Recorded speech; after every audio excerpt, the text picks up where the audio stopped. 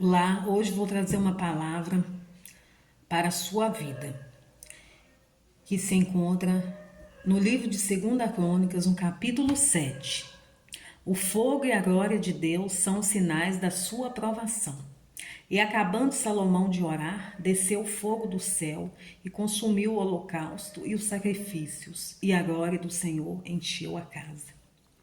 Aqui, logo no início desse capítulo, aqui nós vamos ver, que ali eles não podiam entrar na casa, pois a glória do Senhor encheu aquele lugar, A glória do Senhor resplandeceu ali naquele lugar. E que coisa maravilhosa, irmãos? É sentir essa presença, sentir essa glória de Deus. É muito bom, nós sentirmos isso. Não há presença mais magnífica, não existe presença mais, como que eu posso dizer? Não tem nem palavras para definir quando a gente sente a glória de Deus, quando a gente sente a presença dele. A presença dele nos enche, nos renova. Aqui, nesse capítulo 7 de 2 Crônicas, nós vemos aqui, a questão do fogo, a fumaça, a glória de Deus, tomando conta do ambiente. Aqui deixa bem, explicado aqui para nós.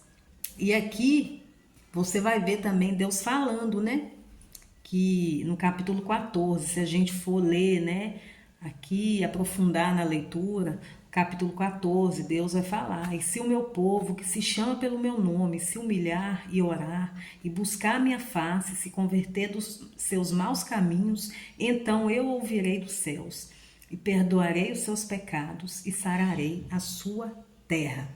E nesse contexto aqui, nesse contexto, eu vejo, que muitas vezes a gente quer, ver aquele mover de Deus, viver algo sobrenatural da parte de Deus, e naqueles tempos, lá atrás, quantos milagres, aconteceram, quantas coisas, maravilhas que Deus fazia, que Jesus ali realizava no meio do povo, se a gente for ver, no livro de Êxodo, dos Reis, no livro de Crônicas, os próprios milagres de Jesus, E a gente vê de uma forma que parece tão simples, tão rotineiro isso acontecer, de tudo que aconteceu, dos milagres, você vê, que é assim, de um povo que viu a manifestação de Deus.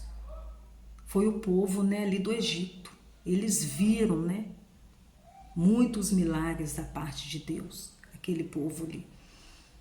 E mesmo assim não adiantou de nada, porque na primeira dificuldade, na primeira guerra, ali, a primeira afronta, a primeira batalha que tiveram contra os gigantes, o povo do Egito, queria olhar para trás, porque o coração deles não estava em Deus, estava em Moisés. Eles estavam com o coração voltado para Moisés e não para Deus.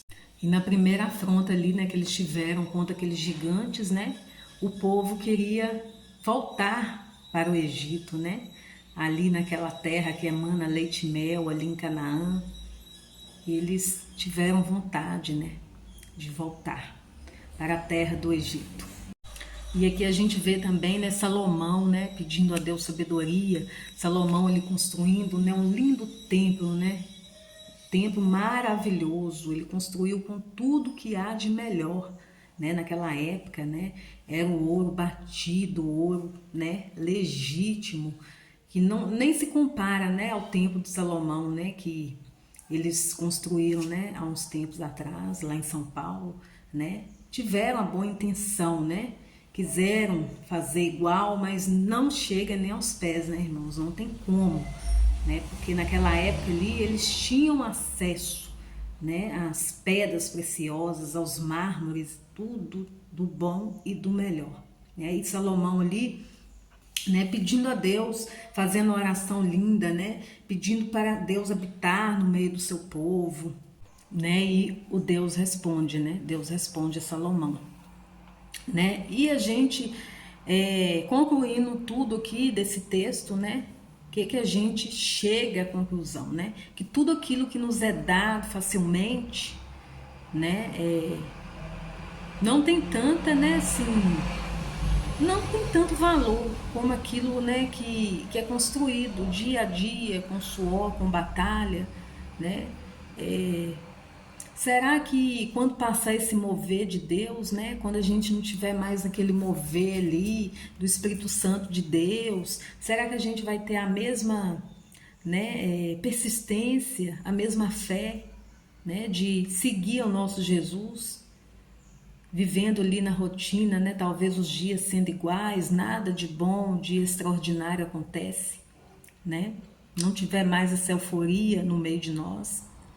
Aonde vai estar o nosso coração? Aí fica a pergunta, né, para mim e para você. Será que o nosso coração vai estar firmado em Jesus? E parece, né, irmãos, tem impressão não, é real, né, o que já acontece na nossa geração, né?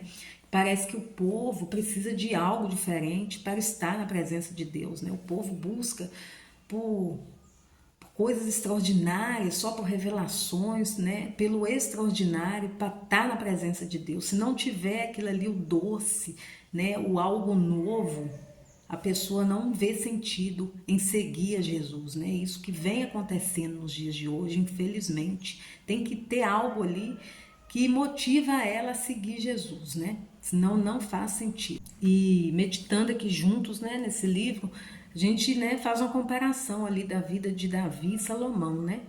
Davi, né, Deus fala, né? Olha para o meu servo Davi, né? Por quê? Que ele tem essa alegria, esse prazer em falar de Davi, do seu servo Davi. Porque Davi ali saiu atrás, né, das ovelhas malhadas, saiu pequenininho, né? E ele veio se fazendo grande na presença de Deus, veio errando, consertando seus erros, né? E Salomão, né? Salomão não teve tanto esforço, tanta batalha assim, né? Salomão pediu a Deus sabedoria e Deus concedeu. E Davi não, ali na sua humildade, né? Ele foi se refazendo a cada dia, mas com o coração sempre voltado para Deus. E Deus se alegrou, né? Sentiu prazer no seu servo Davi. E Salomão, né? Aqui fala, né? Os reis, né? Vinham trazer presentes para ele, né?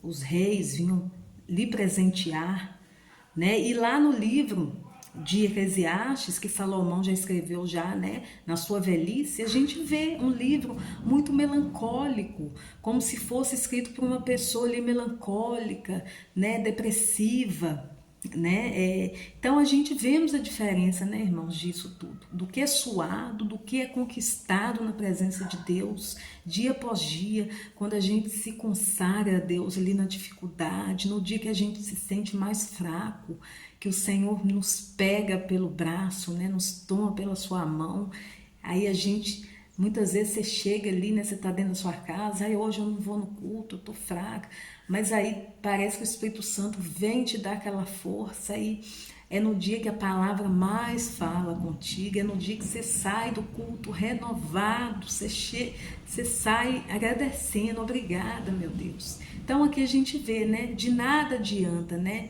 irmãos, a gente ter tudo ali do bom e do melhor, né, e não ter verdadeiramente o nosso coração voltado para Deus, né? Então, que venhamos a refletir, né, que não importa a situação que a gente esteja, que nosso coração esteja totalmente voltado para as coisas de Deus, né? Se você hoje que está me ouvindo não sente esse prazer mais, já sentiu lá atrás, mas hoje em dia não sente mais esse prazer em pregar a palavra de Deus, em servir na casa do Senhor, peça a Deus, peça o Espírito Santo de Deus para que você volte ao primeiro amor e Ele vai te ajudar. Porque nós servos temos que ser humildes, devemos reconhecer nossos erros, confessar nossos pecados diante de Deus a todo instante. E assim Deus vai renovar. E assim o Senhor vai renovar a nossa força, né? É o Senhor quem nos renova, nos fortalece a cada dia. Então, que venhamos ter a humildade de confessar os nossos pecados diante de Deus.